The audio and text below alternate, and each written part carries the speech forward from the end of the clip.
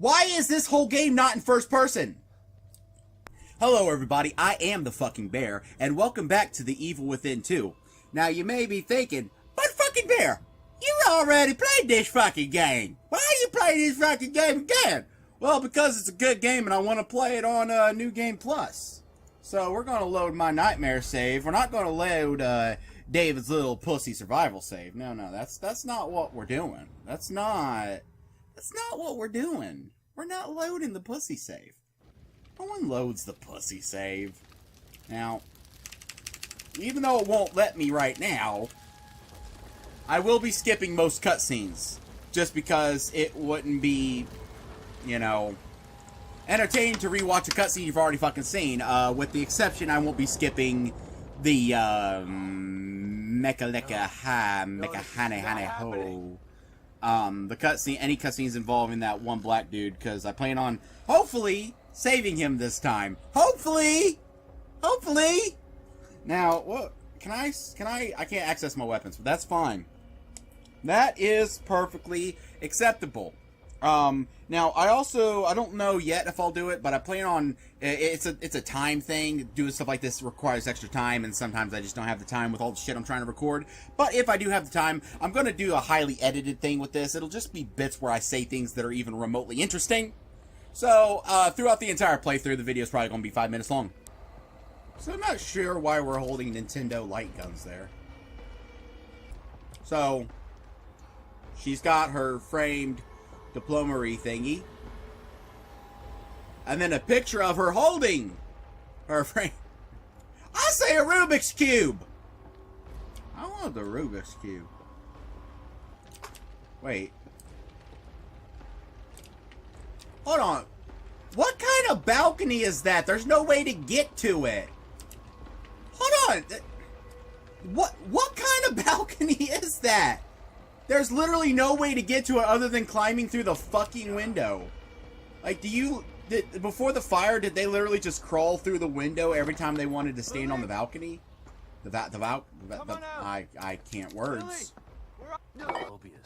Could your pants be any tighter? Like, physically? I don't know how powerful they are. That looks... I'm not even trying to be a pervert here. That looks painful. I don't have a vagina, alright? Guys make a big deal out of how much it hurts to get their balls hurt. And it does. It does. It really does. But I imagine it probably also hurts a lot to have things in your vagina that aren't supposed to be there. And I'm not a physics expert here, but it seems to me that if you wore pants that tight, it would cause things to scrunch up into the coot. Ladies, do things ever scrunch up into the coot when you're wearing tight pants? I'm very fucking curious. Go ahead and skip the stupid fucking intro. I'm sorry, I love this game. This is a great game, but that intro was lame as shit. I mean, go back and rewatch the intro to the first game, like with the music and all that shit, and compare it to, I'm falling. Here's some credits while I'm falling. Nothing even happened while he was falling. Is this? Now, there is one teensy other sorta kinda reason why I decided to replay this game. That would be this right here.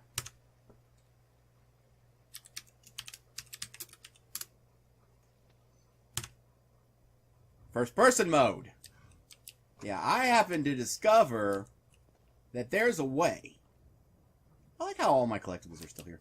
I happen to discover that there's a way to play the entire game in first person. And that interested me because that was my favorite part. Now, I do believe that when I was discussing, you know, things about the game at the end of the last video, I talked about what parts were like certain, like memorable and stuff. But one thing I really enjoyed that I neglected to mention was the first person section. And I think the reason I didn't mention it is because I forgot about it. And you may say, well, if you forgot about it, then you didn't enjoy it that much. But the thing is, it was so short. And I don't know why, because it was so creepy. And anyway, someone discovered that you can actually just outright fucking enable the first person mode whenever the fuck you damn well want. So that's what I'm gonna do. I don't ever remember owning a cat. I'm going to play this entire game in first person. Now, I don't know... Oh, fuck yeah. So we do get to keep these. Alright, I'm going to talk to Kidman about all these just so I can get the brain goop that the cat leaves. But I'll skip over it. Okay? Kidman. I make weird faces when I'm playing games. You ever notice that? What it is, I'm not having a seizure. Just so you know. Just so you know, I'm not having a seizure. I just have a issue with dry skin, and so like when I'm making those faces, you'll see me make weird faces during videos. I'm basically stretching out my skin because it fucking dries up. And, Kidman. I mean, maybe I should get some moisturizer.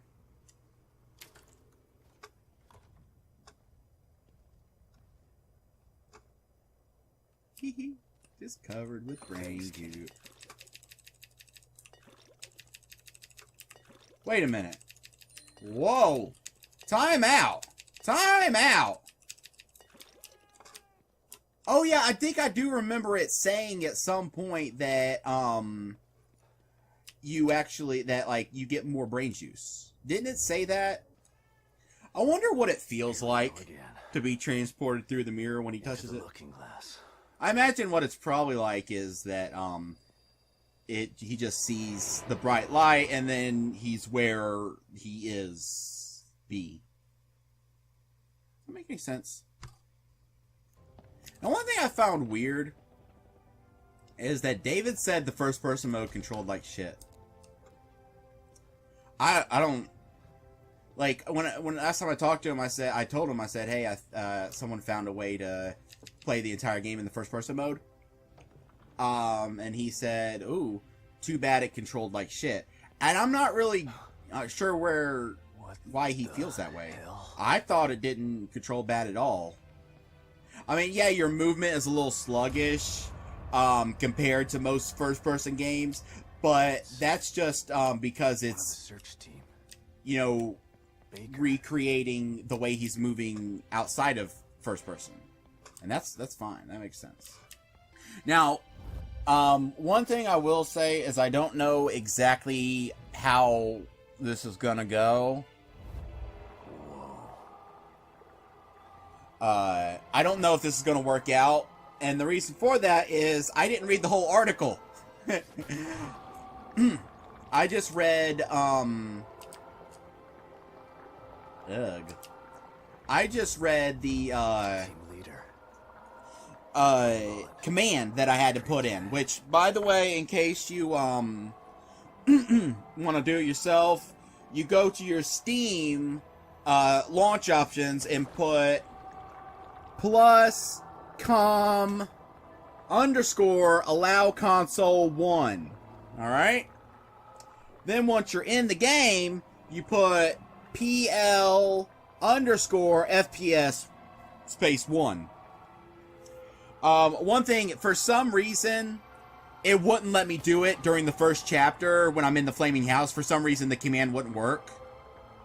And then, oddly, once I got to the second chapter and I was in, like, the darkness for the intro and everything, it jumped into first person since I had already entered the command while in the flaming house. But then I took it out of first person and went ahead into the office so that I could kind of do my tongue-in-cheek asshole intro of why I'm doing first person. Thing is, I don't know if I'm actually going to be able to play this. If not, oh well, I'll just delete this footage. Where's the... Oh, I gotta do it from this side. Duh. Or do it from the middle. Like a boss. Anyway, like I said, I didn't read the whole article. I just, because I didn't have much time left on the internet. And so I just wrote down what the commands were. The thing is, during that section when it's in first person, you can't use your guns. If you recall, it won't let you use your guns. Over here is actually where you fight Stefano later in the game. Anyway, it wouldn't actually let you use your commands. That's weird. It wouldn't actually let you use your weapons. Because I think the whole thing was there was a gas leak and it would cause an explosion. So, I don't know if... For all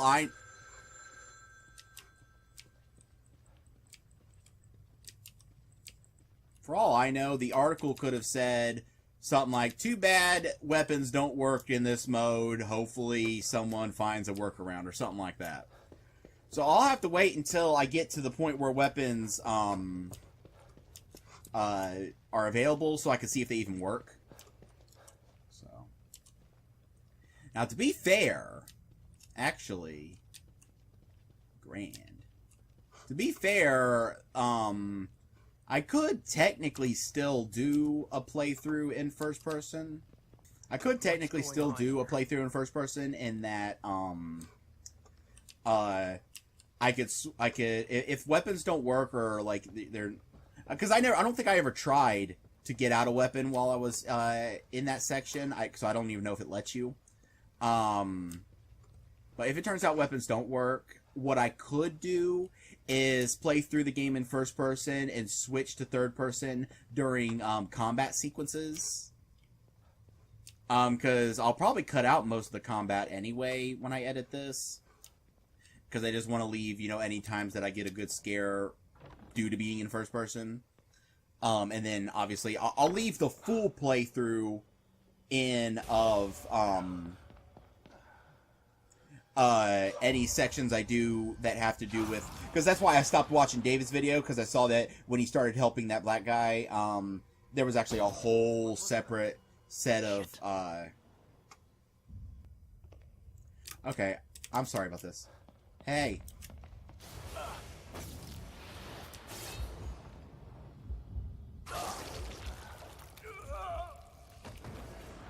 I just wanted to see what happens if you get caught at that point. That was cool. Oh. I like that. I like when games have, I like death animations in games. I'm not morbid, but I've always liked death animations. One of my favorite games of all time is Manhunt, just because of the, death animations. Or the kill animations. And I've always liked, which, this is fucking Shinji Mikami. I mean, not really, but, at least it's a game he, produced. So, and we all know that the Resident Evil games have been, known for having unique death animations, that you can only get if you do the right things. Like, if you do the right things. What am I even saying? What words are even pretending to come out of my mouth? You have unique death animations for, like, different enemies. There's even, like, videos on YouTube of, like, some of the later Resident Evil games, and just videos of all the death animations you can get. So I thought that was kind of cool, that, they actually put in a unique death animation specifically for, getting caught at that part. Because I died, like, 50 fucking times to Stefano in the actual battle, and it never once looked like that, so... I gotta tell you, there's a part of me that's really, really regretting that first person wasn't my first time playing this game, because I really think it makes... I mean, look at that. Tell me that first person did not enhance that. Tell me it did not fucking enhance that. Come on, Bethesda. Release first person as, like a toggle in the menu. Because, like I said, I still don't know if it's something that you can do. Like, I don't know if first person is even going to be playable. Just due to the, fact that, like I said, I don't know if when you're in first person in that one sequence, you could even get out a weapon, because I don't think I ever tried.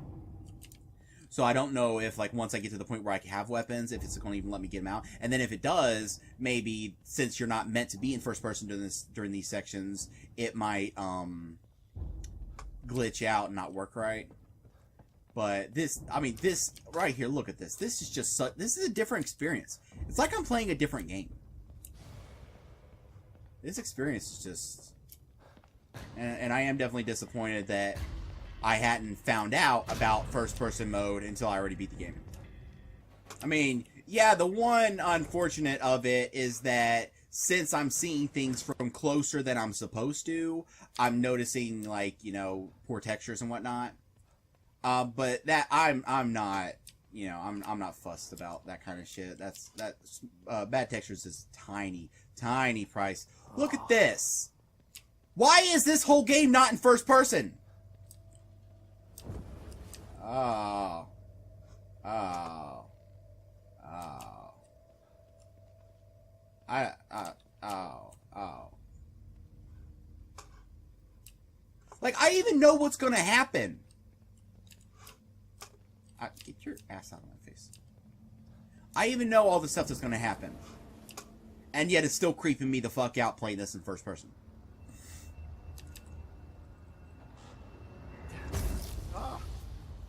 It is too bad that it switches to third during animations, because some of those things would be a little creepier in first person, but oh well.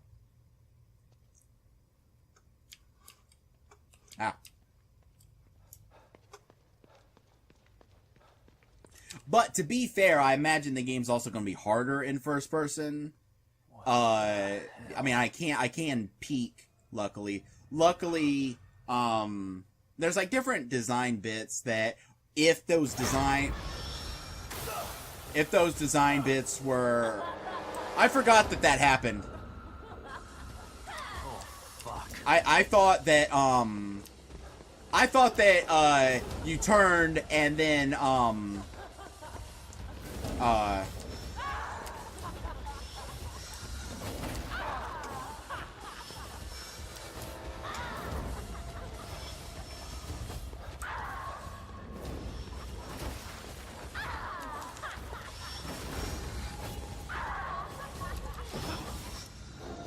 I thought my memory was that you turned and there was nothing, like it was just your reflection, and then I should be moving. Trapped in here.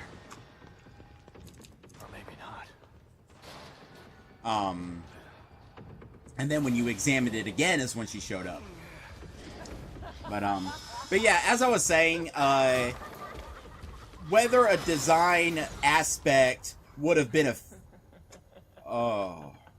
I'm surprised David didn't turn around at this point and didn't see her staring at you. That's oof.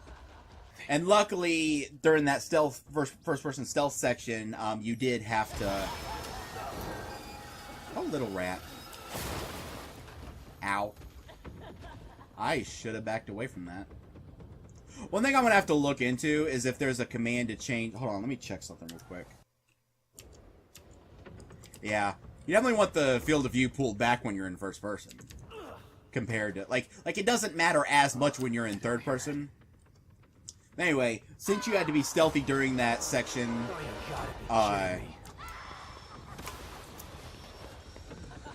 luckily the peak and everything worked.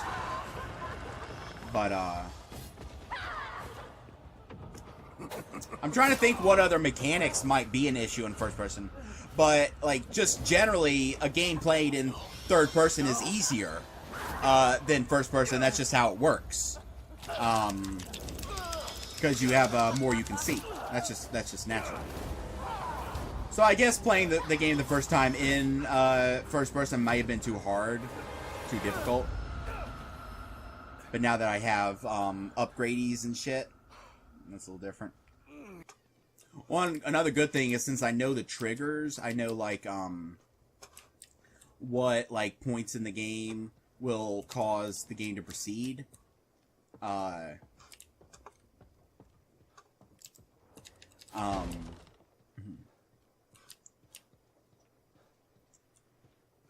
Yeah, since I know what points in the game will like doing what missions and doing what little things will cause the game to actually move on. I can make sure I really buckle down on my exploration. Hopefully, if I'm lucky, there's a few scares, a few little things that I missed. Because I did really good on my exploration in the first open world, but by the second, I wouldn't say I was getting sick of the game. I wouldn't say I was getting burned out or anything. But like what I think it was is I wanted to proceed a little so I could fight some enemies and grind up some weapons. And maybe get some better stuff, and get my brain juice and everything, and then go back and help the dude. Kidman. Sebastian. And then I think what it was is the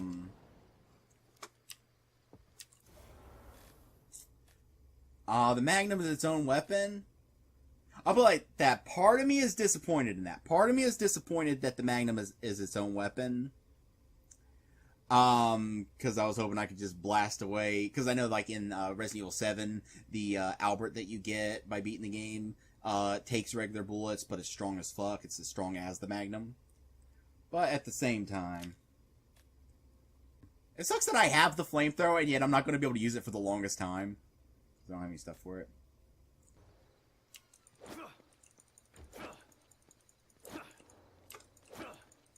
I wonder how strong the brass knuckles are. Yeah, we'll find out.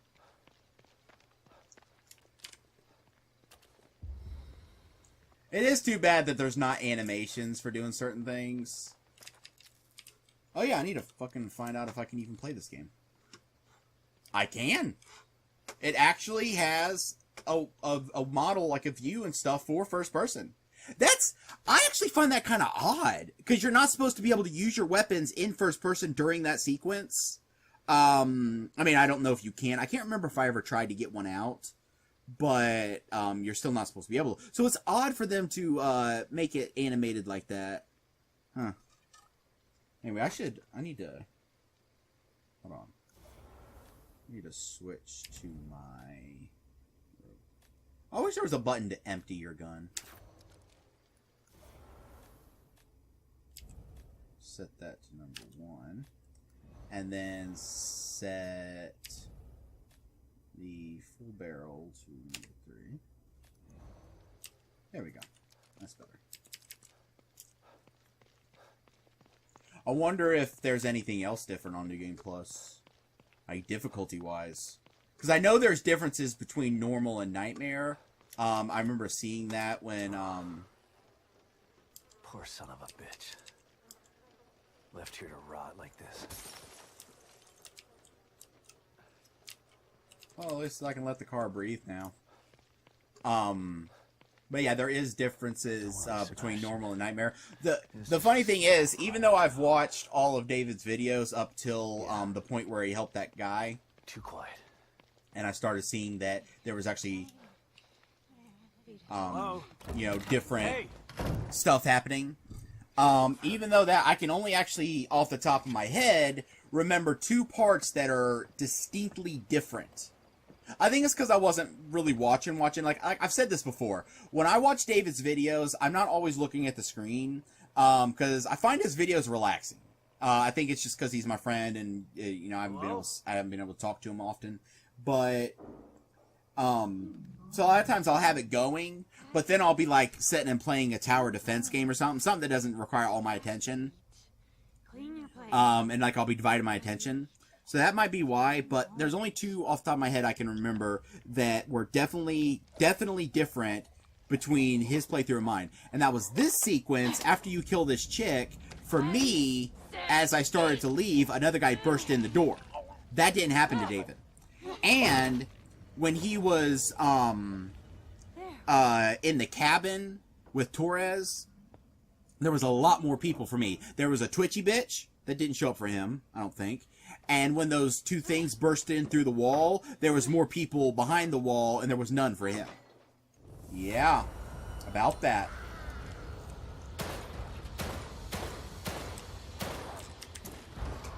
Where's my revolver?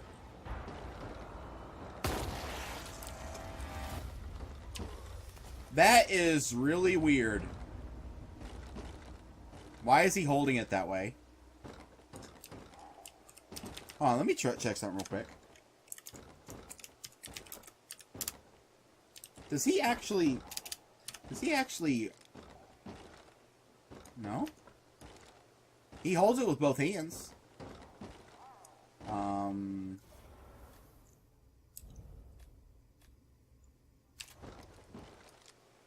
Yeah, he holds it the exact same, so why is it in first person... He was holding... Yeah, he holds that like that, regular. But then when I switch to the, Oh, now he's not. That was weird.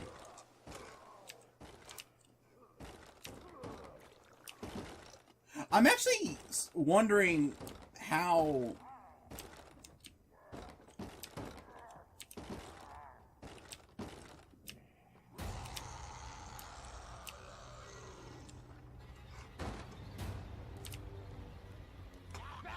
Oh, shit!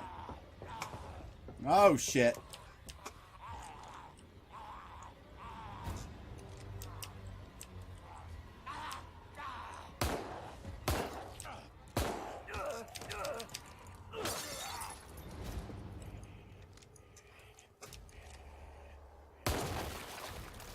Whew.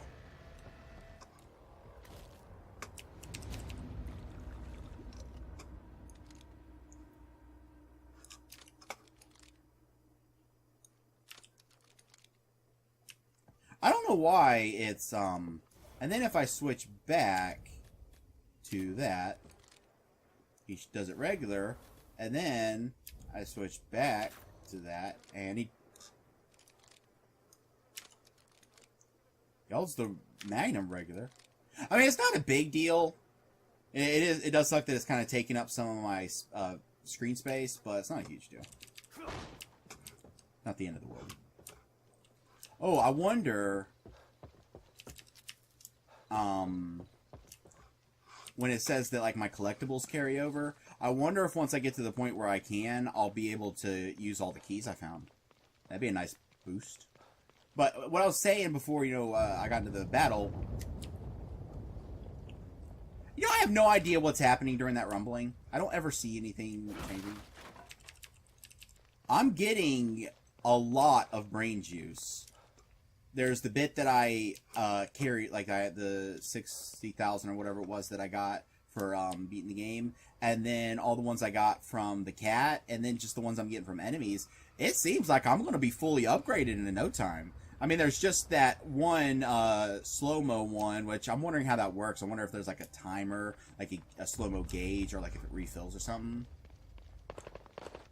And one thing I'm going to do is once I'm in battle, I'm generally just going to focus on playing the game. And I'm not going to worry too much about my commentary because, like I said, I don't imagine that rewatching this entire game be played is something someone would want to do. I mean, David, you can let me know if you don't mind. If you'd be...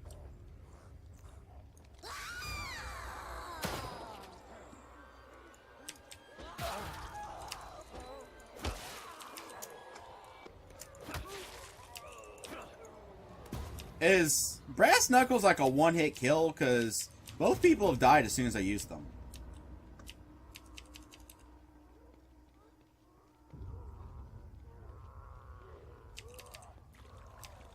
If it is, I might not use them just to not make the game too easy on me. I was going to sneak up on that guy and punch him just to see if they are a one-hit kill, but... Eh. I wonder why... I'm still not sure why I'm getting that, because it wasn't doing it at first. I mean, obviously, since first-person mode's not officially supported, it makes sense there might be, like, little glitches and little oddities. See, look, I wasn't lying. He ain't that tall. How did he gain a foot of height just by being a Flammenwerfer dude? Oh, I can craft Magnum rounds. Cool. Fuck, let's craft a few. As well, since I've got a decent amount of air. Oh, can I upgrade the Magnum? Please tell me I can upgrade the Magnum. Oh, baby. Oh, baby, where have you been all my life?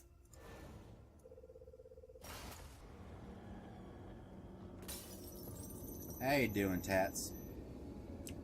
What the... Who is that? I was trying to remember when I was playing this the other day and I was talking to her. I was trying to remember who the fuck I know of that has that name. And then I finally fucking remembered it. That's the chick from Orphan Black. The chick that does the whole Eddie Murphy thing of playing 800 people. And not to insult Mr. Murphy, but I think she does it way better than he ever did it. Welcome back. I still wish I want to know who she is.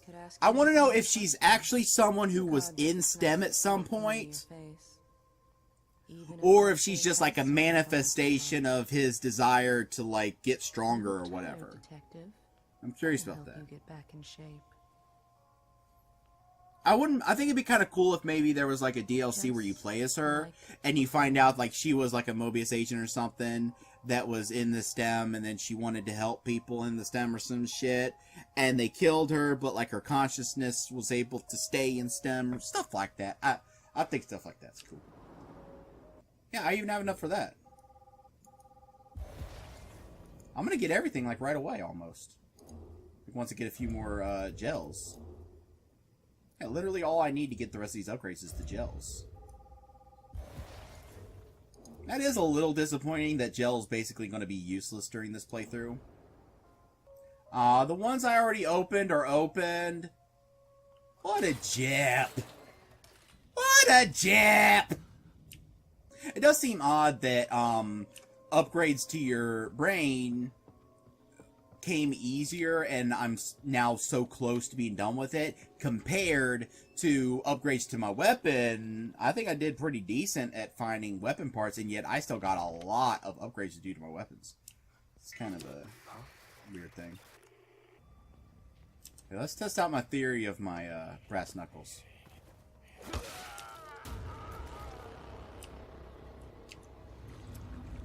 The brass knuckles are indeed a one-hit kill on basic enemies. I'm torn on that. Like, I don't know. Like, I feel like that's... I don't want to say cheating, but I feel like that would make the game a little too easy.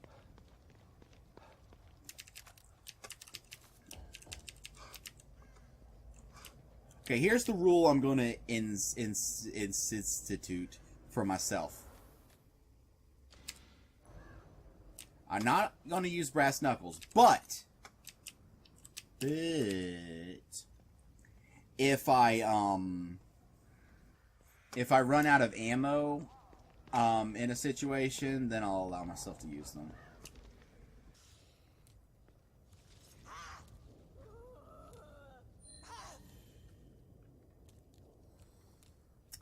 This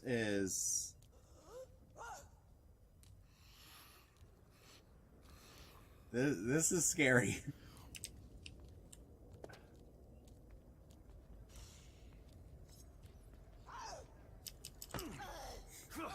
Hiding in foliage is going to be scary in first person.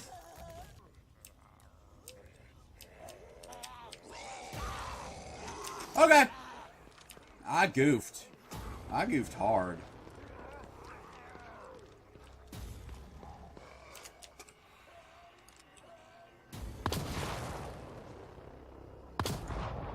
Fuck. Fuck. Fuck. I should not shoot that gun from afar.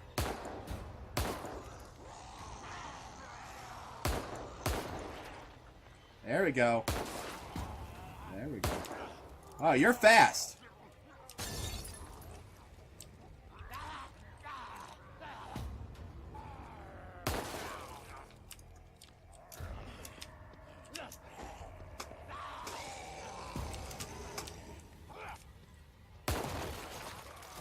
Ooh. Okay. One thing I just realized is I don't know if the developers kind of factored this in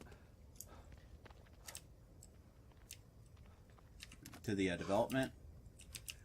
But I wonder if it's going to be possible to find ammo for a weapon before I would have found that weapon. Like, you don't get, like, for instance, you don't get the machine gun until way later. I haven't seen one of these in a while. Okay, so I've kind of made a beeline for this area. And the reason being is that once you activate her in this area, it becomes possible for her to show up in other buildings. And I don't want to miss out on any... I'm hoping against hope that there's at least one or two encounters with her that I didn't get before that I can enjoy. And Tatiana and this chick, I want to know what their deal is. Because these kind of games usually, I'm not saying it's full Silent Hill shit, but usually these games have some sort of, like, I don't know, like, meaning, like things represent something.